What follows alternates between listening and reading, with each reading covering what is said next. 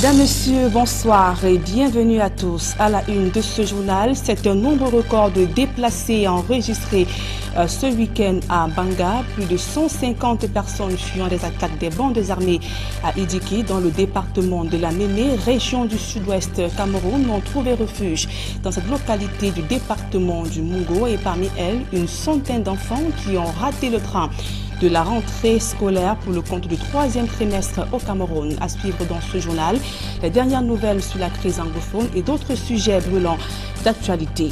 Un nouveau coup d'arrêt au projet de construction de l'autoroute Yaoundé-Douala. Les travaux de l'infrastructure qui peinent à sortir de terre ont une fois de plus été bloqués par des populations qui exigent d'être indemnisées. Voilà pour le sommaire.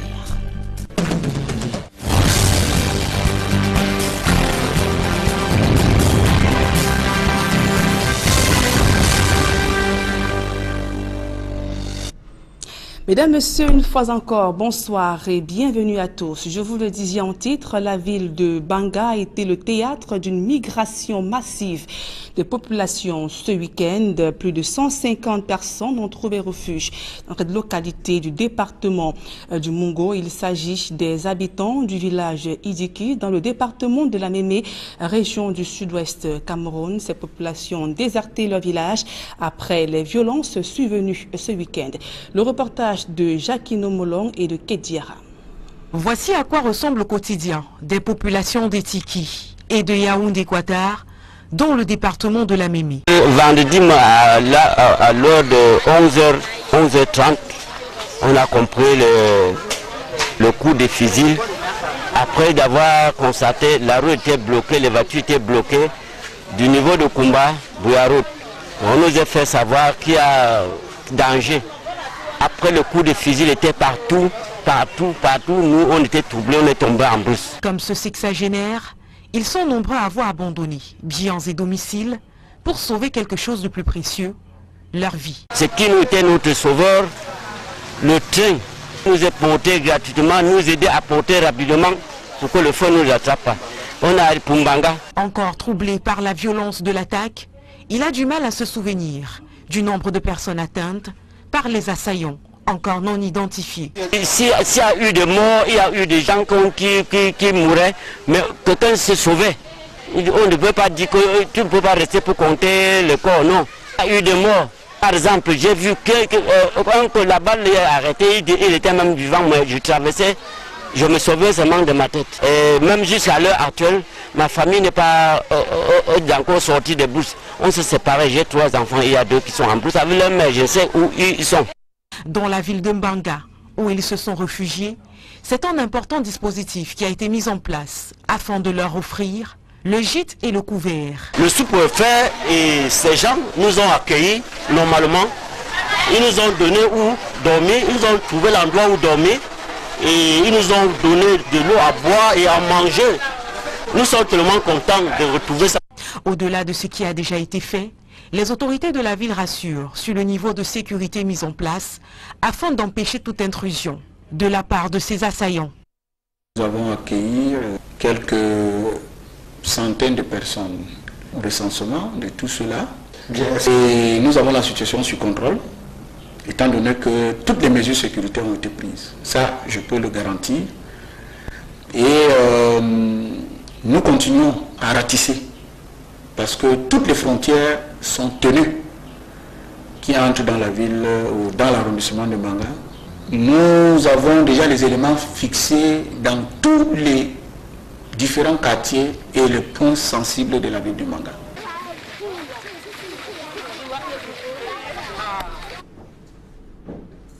Et avec ce flux migratoire, c'est pratiquement une année blanche pour une centaine d'élèves du village Idiki. Bon nombre d'entre eux n'ont pas repris le chemin des classes ce lundi, jour de rentrée du 3e trimestre au Cameroun, comme les autres élèves. Cette situation alarme la communauté éducative de la ville de Banga. Jacquino Molong, Auréole Djoumi. La permanence du parti RDPC de Banga a toutes les allures d'un camp de réfugiés. Ce lundi 16 avril 2018 est jour de rentrée scolaire sur l'étendue du territoire national. La centaine d'enfants du camp des déplacés du village Idiki n'a pas d'autre choix que de rester confinés dans le camp. Oui, Au lycée bilingue de Mbanga, la rentrée scolaire du 3e trimestre a pris son envol.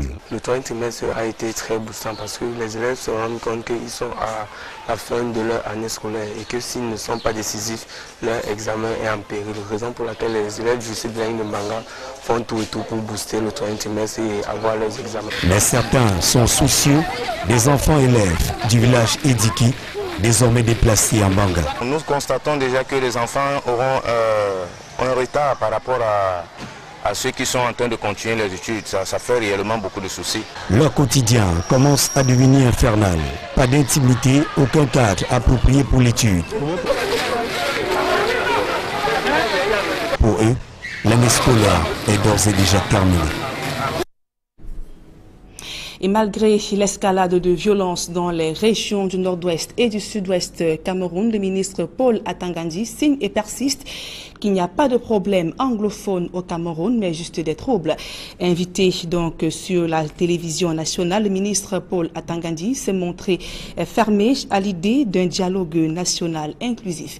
Et cette réaction du ministre Paul Atangandi suscite bien de réactions sur la scène politique. Et nous prolongerons le débat en deuxième partie de ce journal avec Maître Fidèle Ndjoumissi, cadre politique du MRC dans la région du littoral. Et pour ces élèves qui ont repris normalement le chemin des classes ce lundi, sont butés à une crise infrastructurelle qui ne leur offre que les conditions, les minima pour les études. Et cette réalité, la nouvelle ministre des enseignements secondaires l'a touché du doigt. Nalo Vanyonga a visité quelques écoles ce lundi dans la cité capitale. Marcelin Gansop et Emmanuel Diop. S'il s'est agi de toucher l'effectivité de la rentrée du 3e trimestre, la ronde effectuée par le ministre des enseignements secondaires lui a surtout permis de voir dans quelles conditions travaillent ses collaborateurs. À l'ENIEJ bilingue de Yaoundé, par exemple, les difficultés ne manquent pas. Le cadre dans lequel nous travaillons est passable actuellement parce que le ministre vient d'autoriser la réhabilitation de l'établissement. Vous voyez comment les bâtiments sont propres. Nous lui avons présenté quand même quelques problèmes que nous rencontrons. On a présenté le problème de notre salle informatique dont les machines ont vieilli. On a présenté le problème des infrastructures sportives. On a présenté le problème de personnel, de la situation de nos élèves, mais parce que vous voyez de plus en plus, c'est un problème général au Cameroun. Les effectifs dans les ENIE sont en train de baisser parce que les enfants ne sont pas directement recrutés. Voilà le problème qu'on a présenté au ministre et elle a pris note. À l'ENIEJ bilingue de Yaoundé, comme au lycée bilingue de Touguébé et au collège Vogt, pour ne citer que ces quelques établissements visités, le professeur Nalova Lyonga, dont c'était la première descente dans les établissements scolaires depuis sa nomination le 2 mars dernier, n'avait qu'un seul mot, celui de l'encouragement à l'endroit du corps enseignant et la promesse d'une amélioration du cadre et des conditions de travail. Nous avons fait le tour de 5 établissements. On était tellement à l'aise à Vogt où les conditions d'études étaient à l'optimum. Au niveau de l'enseignement général, il y a quelques difficultés dans les lycées bilingues en termes d'infrastructures, quelques cas d'absence, nombre élevé d'enseignants. Mais Madame le ministre a pris le niveau des difficultés, des prescriptions ont été faites et là, les solutions sont en cours, notamment pour l'enseignement technique et les lycées bilingues au niveau des clôtures. Globalement, la préparation est bonne pour les examens qui devraient se faire à partir du 2 mai. La rentrée est effective, donc nous sommes sereins. En dépit de quelques absences, pour diverses raisons, le train de la rentrée du 3e trimestre a effectivement quitté la gare à Yaoundé à 7h30, avec à bord tous les établissements scolaires de la capitale.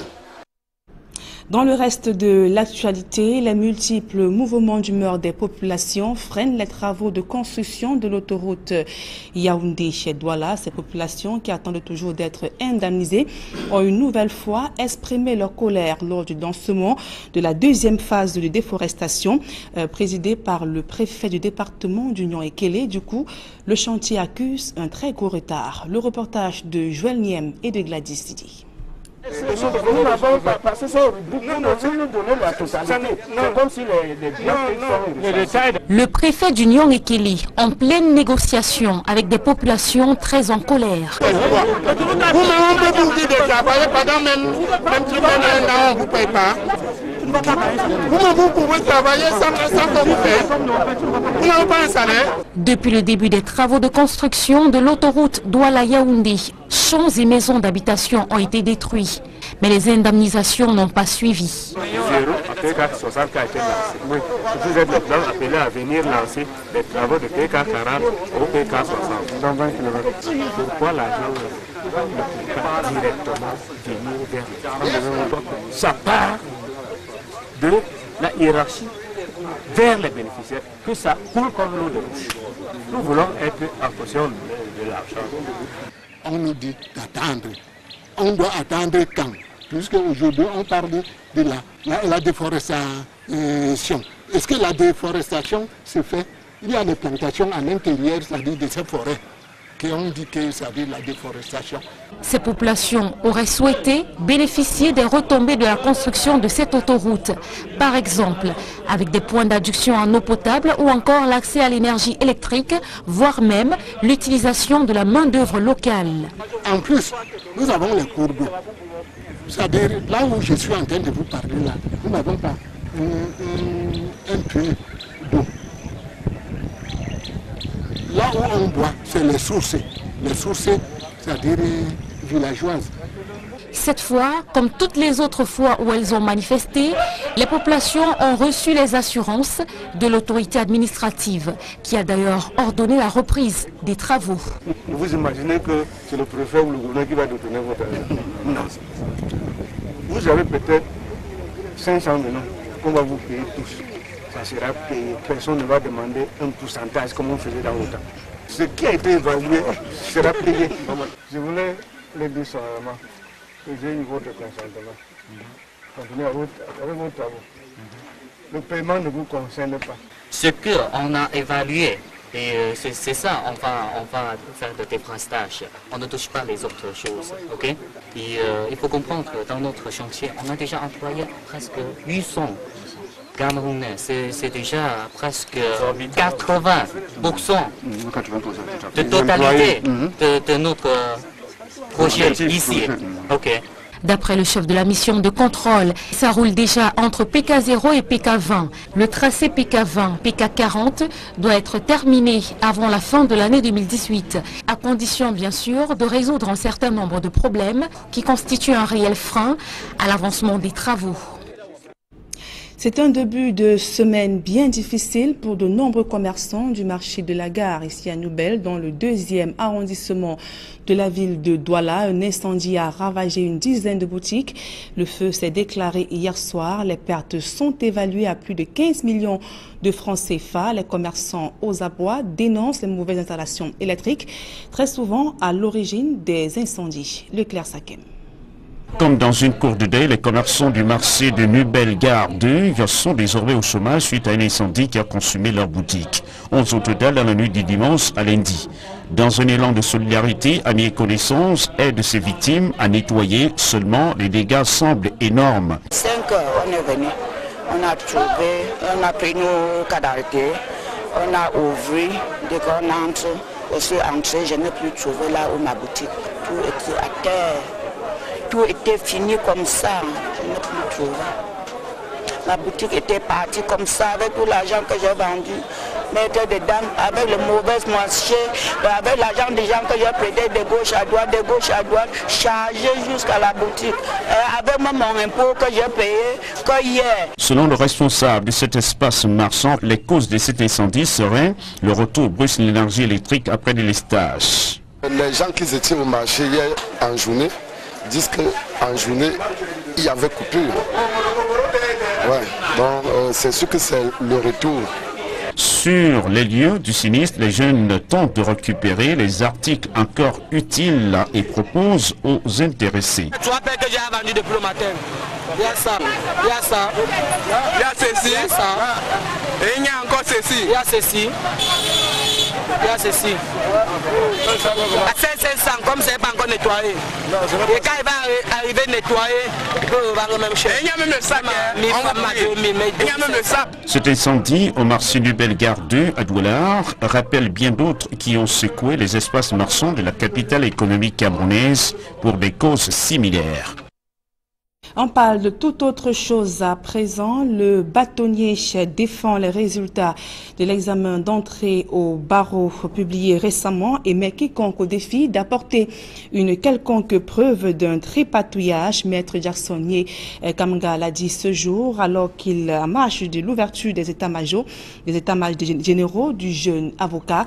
Le ministre délégué à la justice qui présidait les travaux en a profité pour inviter les avocats à faire preuve de probité et de dignité dans l'exercice de leurs fonctions. Plus de précisions dans ce reportage de Marcelin Gansop. Acculé et accusé par le collectif des avocats stagiaires indignés, le barreau s'est enfin défendu. Les examens sont faits pour faire jaser parce qu'il y en a qui les subissent avec succès et d'autres qui échouent pour parler de manière triviale. J'ai organisé un examen et permettez que je m'occupe de ceux qui ont réussi à cet examen et que je vais accompagner au serment dans les semaines qui viennent. Ceux qui n'ont pas eu cet examen, qui se préparent à subir le prochain examen. Il n'y a rien d'autre à dire. Un examen est un examen. Il y a des gens qui réussissent et il y a des gens qui ne réussissent pas. Libre à ceux qui n'ont pas réussi d'initier les recours qui leur plaisent. On verra bien à la fin. En tout cas, je peux garantir les conditions de transparence de cet examen. Cette réaction du barreau coïncide avec la tenue à Yaoundé des états généraux du jeune avocat de la conférence internationale des barreaux de tradition juridique commune. Occasion pour le garde des Sceaux, représenté par le ministre délégué, d'administrer une bonne leçon sur les qualités des bons avocats, en puisant notamment dans le serment que prête ce dernier. J'ai constaté que ce serment comporte des notions très fortes, comme la conscience, la probité, l'indépendance, le respect des cours et des tribunaux, le respect des lois et règlements de la République. Et c'est pour ça qu'en confrontant ce serment avec la pratique quotidienne, j'ai relevé certains écarts que j'ai tenu à leur indiquer très amicalement. Et leurs applaudissements vous ont d'ailleurs prouvé qu'ils étaient d'accord avec ce rappel. Des rappels qui ne sont pas tombés dans les oreilles de sourds. Pour être un bon avocat, il faut marcher selon les règles qui gouvernent notre profession. Lorsque vous vous en écartez, vous êtes autre chose, mais vous n'êtes plus avocat. Donc je n'ai pas de commentaire à faire là-dessus. Le ministre a dit ce qu'il avait à dire et je pense qu'il n'avait pas tort de nous rappeler quand même. Ce sont des états généraux de jeunes avocats, c'est-à-dire en réalité d'avocats qui sont déjà inscrits à des tableaux, mais qui sont jeunes dans la profession et qui sont venus pour réfléchir sur la manière dont les ordres professionnels peuvent les aider à mieux s'insérer dans les barreaux, dans des cabinets et de manière plus générale dans la cité, compte tenu du rôle social qu'ils ont à y jouer. Les résolutions issues des travaux de Yaoundé permettront aux différents barreaux d'améliorer les conditions d'exercice du jeune avocat dans un contexte de mutation permanente, marqué notamment par l'avènement des nouvelles technologies de l'information et de la communication.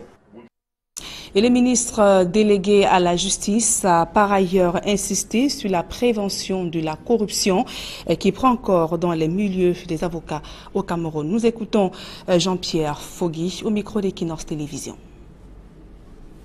Pour vacciner très tôt vos jeunes confrères contre le virus de la corruption, eh bien, les avocats chevronnés que vous êtes devraient saisir une opportunité comme celle-ci pour leur apprendre que l'argent est semblable à l'eau de mer.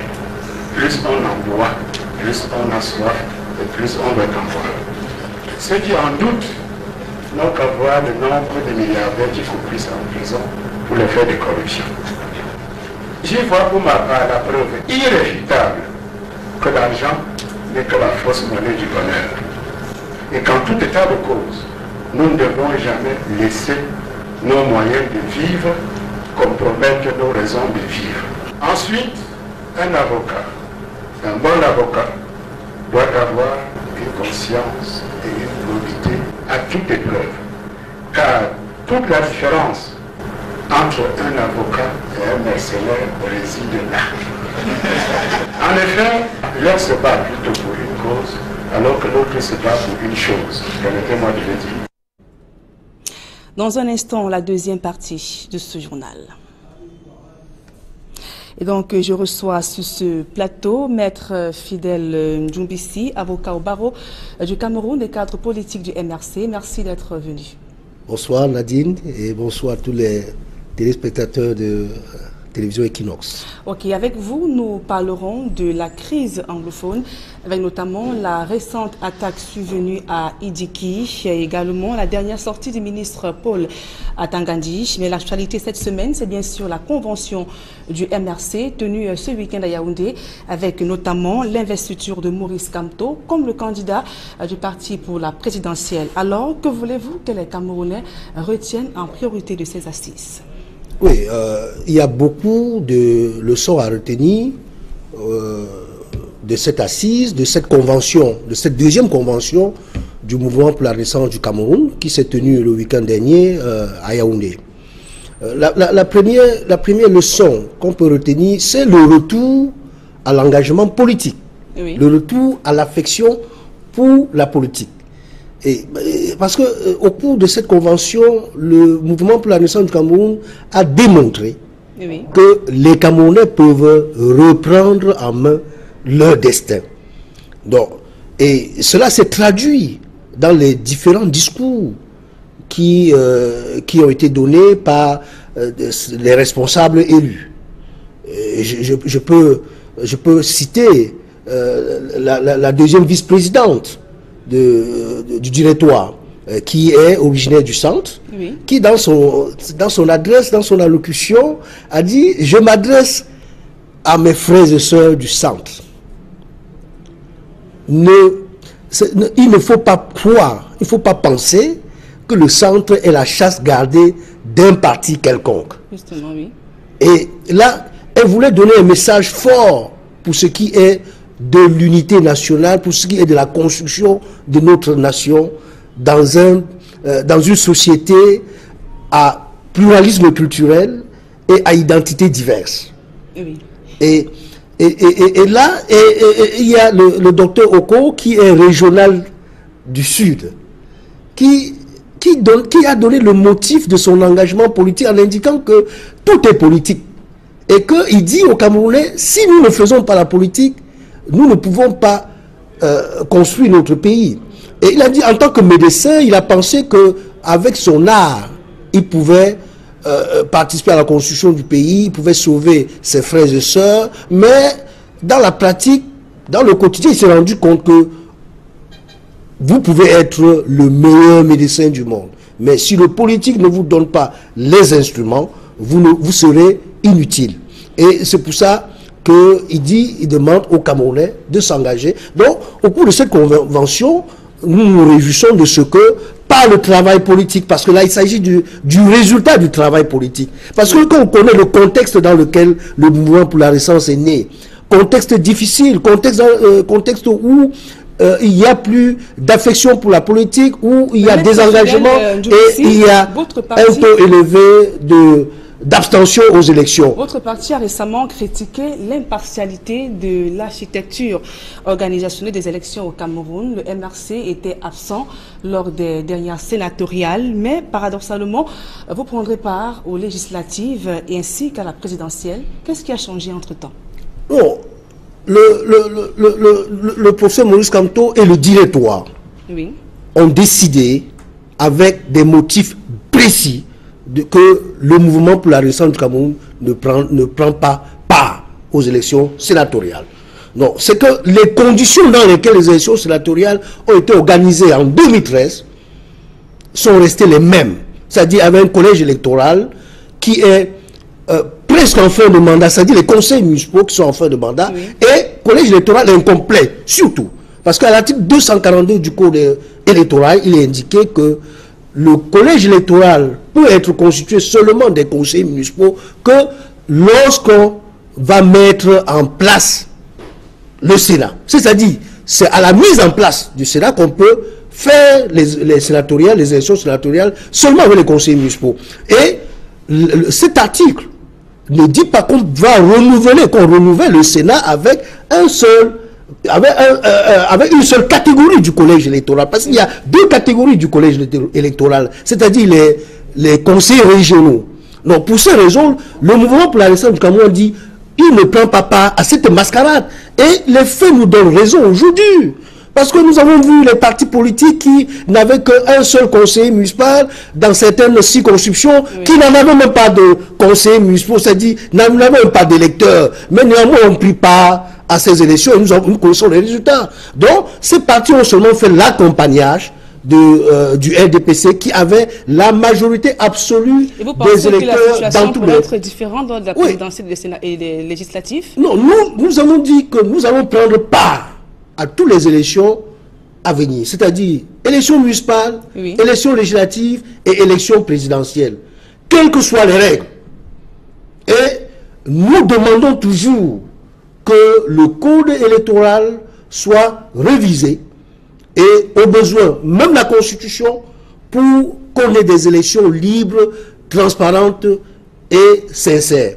Et si le gouvernement actuel ne fait pas ce que nous demandons, et M. Maurice Kamto, à la fin des élections de 2013, avait déjà tiré la sonnette d'alarme et avait indiqué que ce gouvernement sera responsable de ce qui arrivera à cause des mauvaises élections, sur la base d'un code électoral qui ne garantit pas des bonnes élections. Donc, quelles que soient les règles, nous y serons. Et le professeur Maurice Kamto a bien indiqué que même pour un match de football, il a pris l'exemple du match de football, il dit on peut avoir un match de football avec un mauvais arbitre, avec des mauvaises règles, et néanmoins gagner.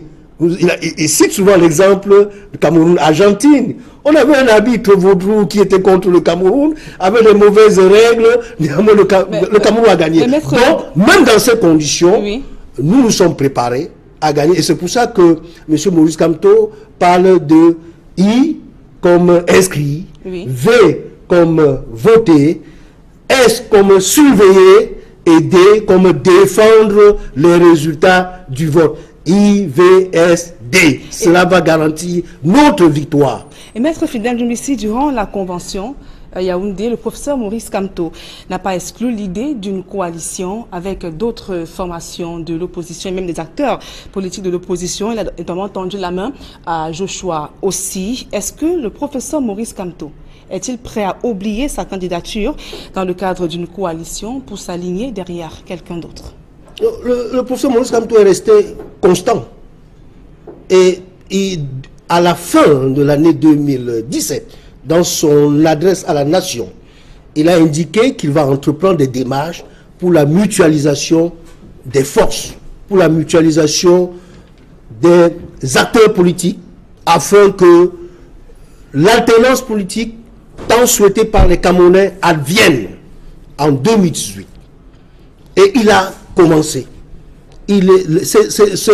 Ces démarches sont en cours et les résultats seront bientôt donnés.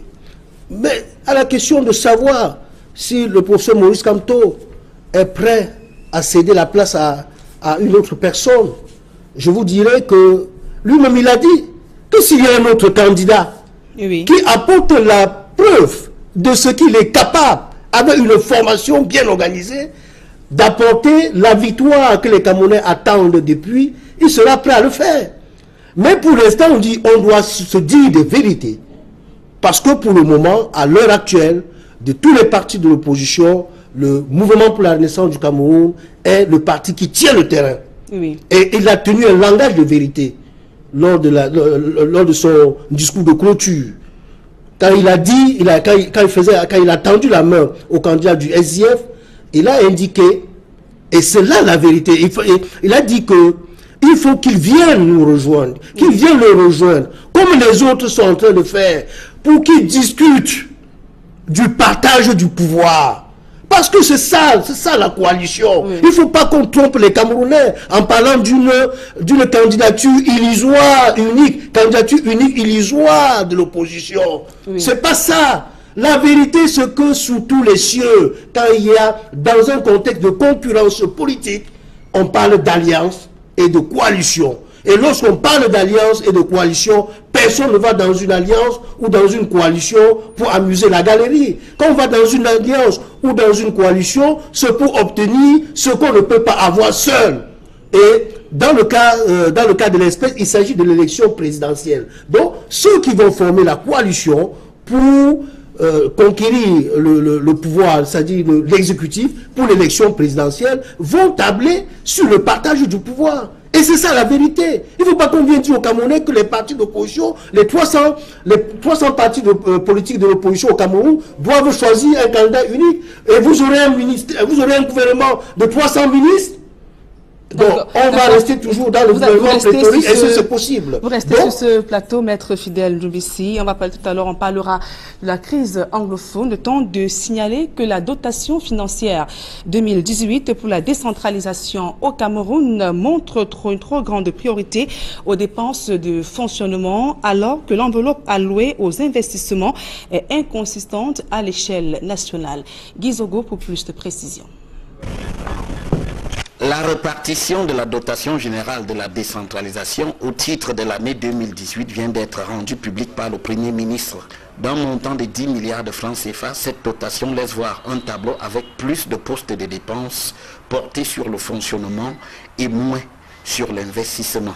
Ainsi, 3 milliards de francs CFA, la plus grande part de cette dotation pour le fonctionnement, sont réservés à la rémunération des magistrats municipaux, 1,160 milliard de francs CFA, le deuxième montant le plus élevé dans ce chapitre, aux dépenses de fonctionnement spéciales ou d'urgence en faveur de certaines communes ou communautés urbaines, 210 millions au fonctionnement du comité interministériel des services locaux, 190 millions au fonctionnement du Conseil national de la décentralisation. Outre ces montants conséquents, on note d'autres dotations dans le même registre du fonctionnement, à l'instar des 80 millions destinés aux ateliers régionaux de formation de certains responsables communaux au budget programme. La diffusion de la stratégie nationale de la décentralisation, pourtant encore inconnue, à hauteur de 40 millions, ou encore l'appui aux syndicats de communes pour 30 millions de francs CFA. Seul un poste de dépenses peut relayer la tendance inverse au milieu de ces dotations plutôt confortables, celui relatif à l'appui au programme national au métier de la ville qui est doté de 40 millions, une portion congrue. Quant à l'investissement doté aussi de 5 milliards de francs CFA, seuls 6 postes de dépenses lui sont consacrés, dont entre autres la construction et la réhabilitation des salles de classe, latrines, des forages, adduction d'eau, électricité et centre de santé pour 4 milliards 500 millions de francs CFA, autant dire une goutte d'eau dans l'océan à l'échelle nationale.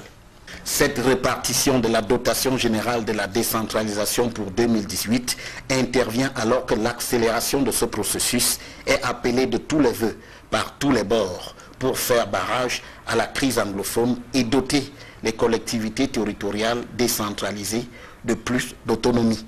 Mais au-delà de cette publication de la dotation générale de la décentralisation 2018, qui brille aussi au passage par son montant modeste, le gouvernement est loin de se montrer aussi ouvert sur le taux de transfert des compétences aux collectivités territoriales décentralisées, ce qui permettrait de mesurer avec exactitude à quel stade se situe le processus de décentralisation actuellement au Cameroun.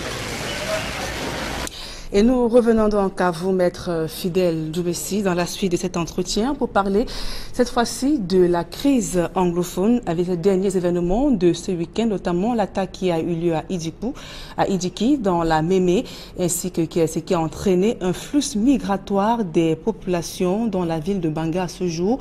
On compte plus de 150 déplacés. Comment réagissez-vous à cette situation? Oui, il faut interpréter cette situation sous l'angle de la position que le gouvernement camerounais a prise par rapport à cette crise. Donc, ces événements viennent démontrer à suffisance que la position du gouvernement est remise en cause. Parce que avec les flux migratoires, oui. Cela démontre qu'il y a une situation grave. Oui. Et lorsqu'on parle de migration, les migrations ont pour conséquence déplacer quand c'est à l'intérieur du pays et les réfugiés quand c'est à l'extérieur. À l'heure actuelle, nous savons qu'il y a nos compatriotes qui ont quitté leur résidence, leur domicile habituel pour aller dans d'autres parties du pays. On connaît dans la ville de Douala, dans la ville de Bafoussam, dans la ville de Bouddha et tout cela. Donc ça veut dire qu'il y a problème. Et qu'est-ce qui cause la migration? Quand on étudie les migrations, on voit les causes. Ça peut être, on peut se déplacer ou on peut se réfugier pour des causes économiques parce qu'on va chercher un emploi, ou bien parce qu'on veut chercher des terres arables quelque part, ou bien parce qu'on est persécuté pour ses opinions politiques ou pour ses opinions religieuses, ou bien parce qu'il y a la guerre. Donc, ces événements traduisent le fait que nous sommes en guerre civile. Et ce qui est plus grave, ce qui est plus grave avec l'événement le plus récent, Idiki, c'est que c'est une localité, c'est un village qui est limitrophe au département du Mungo. Donc ça veut dire qu'il y a déjà le risque de diffusion, le risque de contagion. Et parlant de la réaction, la position du gouvernement, le ministre Paul Atangandji, dans une récente sortie médiatique, a insisté et persisté qu'il n'y a pas de problème, il n'y a pas de crise anglophone, mais plutôt des troubles. Il s'est d'ailleurs montré peu réticent à un dialogue inclusif. Comment réagissez-vous à cette Non, ça veut dire, comme je disais tout à l'heure, il continue à persévérer dans l'erreur. Le gouvernement persévère dans l'erreur et l'option que le gouvernement a prise pour régler cette crise est la plus mauvaise des options. Et en choisissant un ministre comme Atangandji, qu'on connaît qu'il s'est constitué en circonstances aggravantes de la crise, ça veut dire que le gouvernement a un autre agenda que nous ne connaissons pas.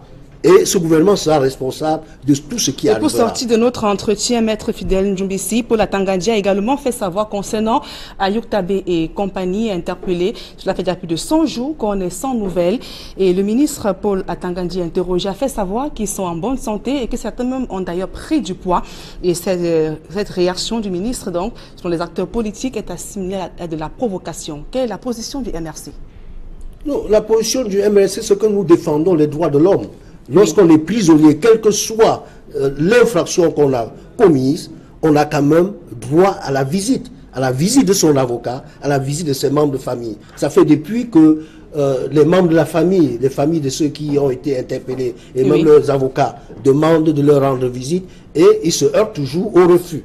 Donc, c'est pas normal. Il ne suffit pas de venir déclarer qu'ils se portent bien et qu'ils sont en bonne santé. Donc, il faut permettre aux proches de pouvoir accéder à ces personnes. Merci Maître Fidèle Ndjoumbissi d'être venu. Je vous en prie. Mesdames, Messieurs, c'est la fin de ce journal. Merci pour votre aimable attention et passez d'agréables moments en compagnie de nos programmes.